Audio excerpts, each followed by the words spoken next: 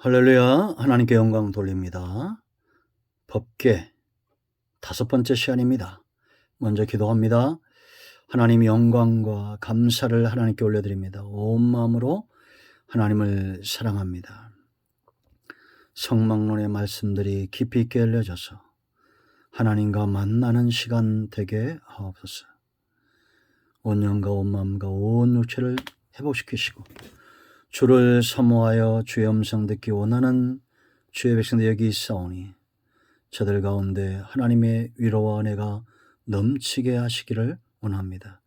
우리의 몸과 마음이 하나님의 소유된 백성으로 온전히 서게 하옵소서. 인생은 있을 것 같고 화살처럼 지나가며 사라질 아침 안개와 같은 존재입니다. 영원한 나라 하나님 나라, 그 나라에 서기까지 이 땅에서 성전된 삶을 사는 지혜롭성들 되기를 원합니다. 종을 낮추시고 겸손하게 하시고 오직 말씀의 통로만 되게 하옵소서. 예수님의 이름으로 사모하며 기도합니다. 아멘. 할렐루야. 여러분 모두 축복합니다. 여호와의 이래 오늘도 반드시 하나님이 함께 하십니다. 승리하세요. 출애굽기 25장 22절 말씀을 봅니다. 거기서 내가 너와 만나고 속죄소 위 곧 증거궤 위에 있는 두 그룹 사이에서 내가 이스라엘 자손을 위하여 네게 명령할 모든 일을 네게 이르리라. 아멘. 자, 법궤, 언약궤, 오늘은 증거궤. 이 법궤를 증거궤다 이렇게 불렀습니다.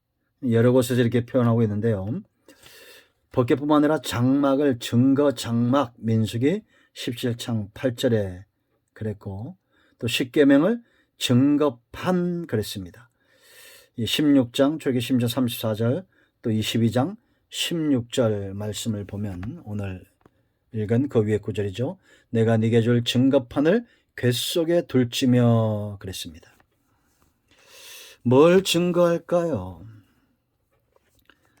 성도는 증인된 사명을 감당해야 될 존재입니다.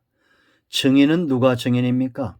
본 자요, 들은 자요, 믿음 위의 선자입니다.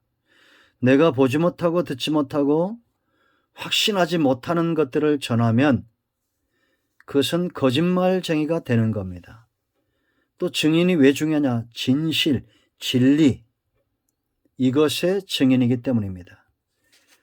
사탄은 거짓 증인, 거짓의 아비입니다. 우리가 증인된 사명을 감당한다는 것은 사단이 거짓의 아비라면 하나님은 진리의 하나님입니다.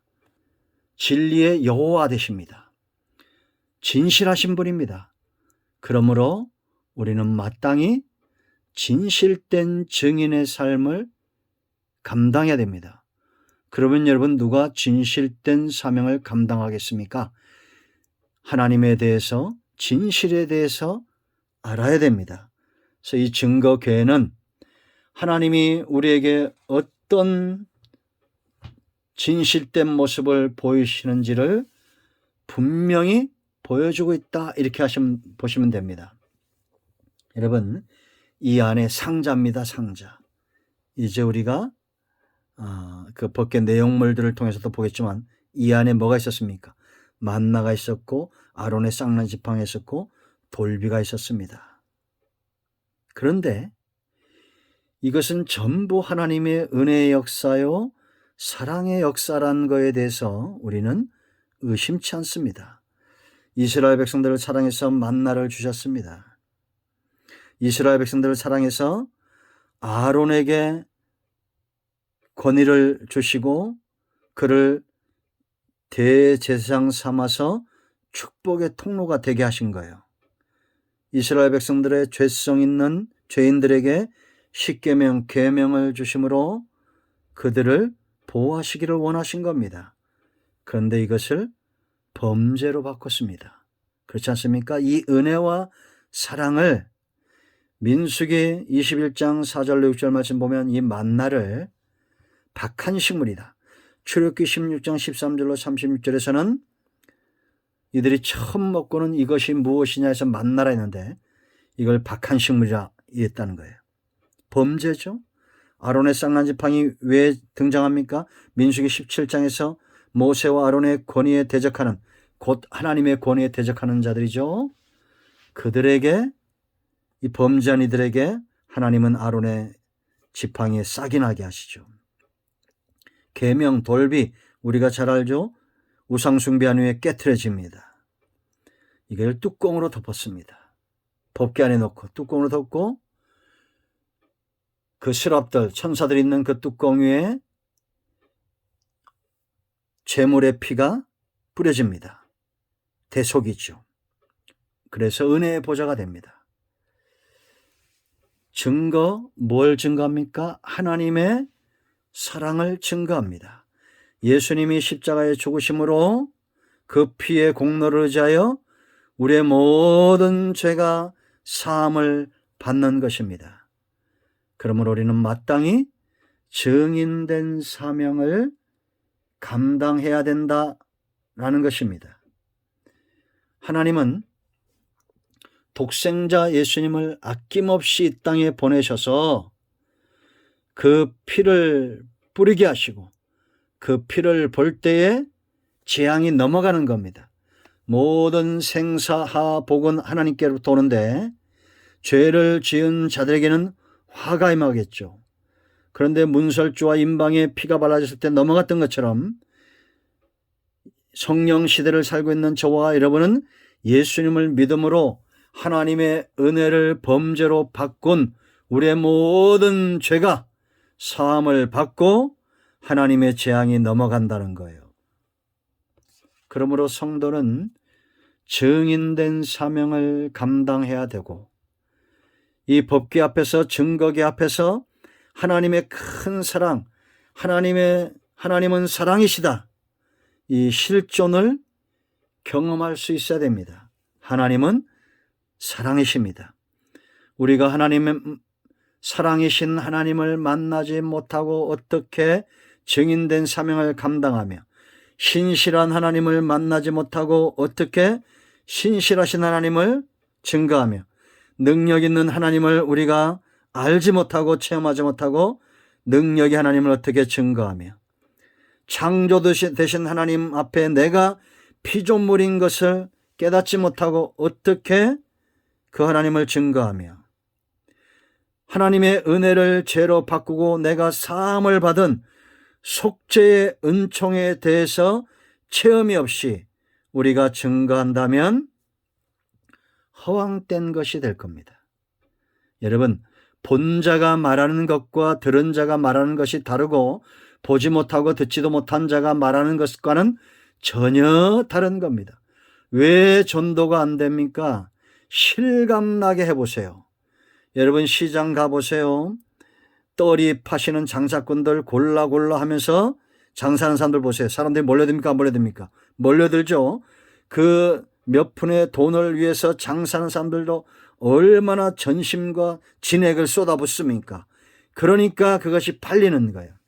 저는 한국교회가 이와 같은 증인의 열정, 복음의 열정을 회복하기 위해서는 먼저 봐야 되고 들어야 되고 체험해야 되고 믿음 위에 서야 된다고 확신합니다.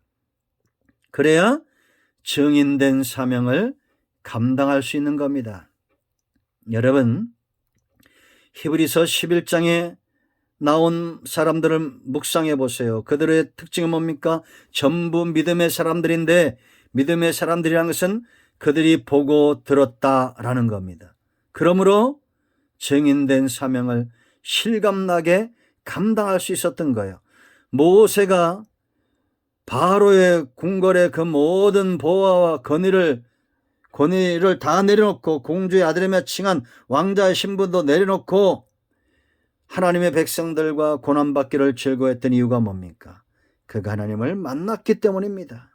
하나님의 살아계심을 보았기 때문입니다. 아멘. 사도 바울 보세요, 여러분.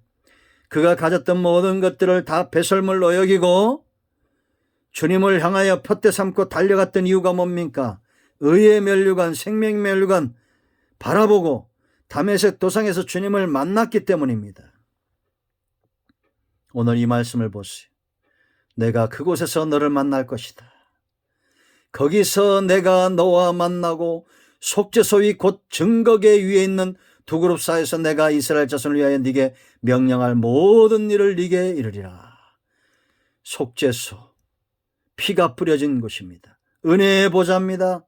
피 때문에 은혜의 보좌가 되는 것, 이 범죄했던 자리가 은혜의 보좌가 되는 겁니다. 지금도 여러분 누가 하나님을 만나고 누가 주님을 만납니까? 주의 보혈을 의지하여 나가야 됩니다. 자, 이제 정리합니다. 여러분, 증인된 사람이 필요합니다. 사명에 붙들림 받은 사람들, 보지 못하고 듣지 못한 자가 아니라 밝히 보고 밝히 듣고 강하고 담대하게 때를 어떤지 못든지 은혜를 사모하고 복음을 전할 그런 사람들이 필요합니다. 증거계에서 하나님을 만나세요. 주의 보혈을 의지하여 주님을 만나야 됩니다. 그래야 우리가 이 사명 감당할 수 있습니다.